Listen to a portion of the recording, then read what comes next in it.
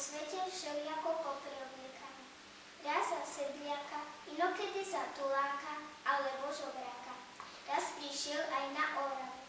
Len čo zazrel dedinu, preobliekol sa za vandrovníka a povie stráži, čo ho sprevádzala. Vy trocha počkajte tu za dedinou a ja pôjdem skúsiť, čo sú tu za ľudia. I vykročil potom sám na cestu a zastavil sa v hore, čo rástla nedaleko cesty. Lebo videl, že sa tam akási žena zohýna a po zemi jednostaj čosi hľadá. Kráľ Matej prišiel až celkom k nej a tu vidí, že ženička jahody zbiera. I pozdravil sa jej. Dobrý deň, tetka, a odkiaľže ste vy?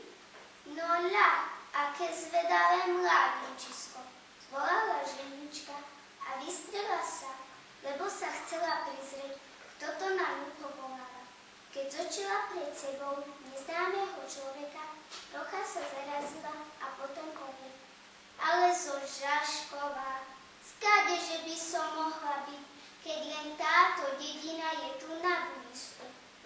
Kráľ Matej sa robil, že je veľmi zvedavý. Už nazrel jej hneď aj do krčiašteka, ktorá mala nazbierané drobné jahody.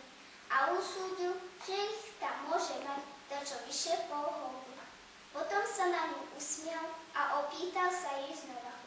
Ženička, a či by ste mi z tých jahod nedali?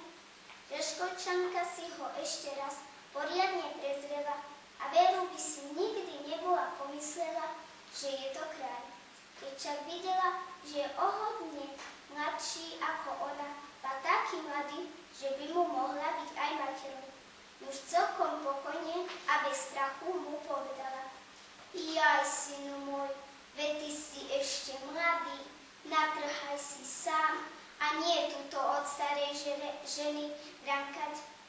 Veď ja si na grož robím, keď jahody zbieram, ale veď mi ich len dajte, dobre vám zaplatím, núkal sa kráľ. Ej, taký mladý človek a nechce sa mu ani len jahody zbierať.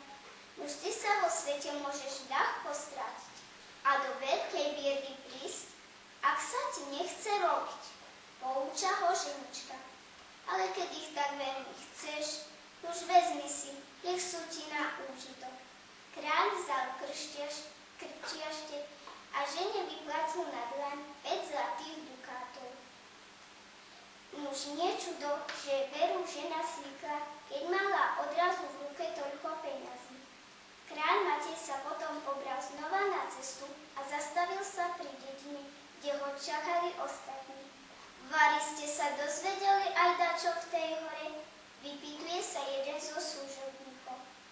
Ľudia tu budú veľmi robotní a učia mladých v poriadku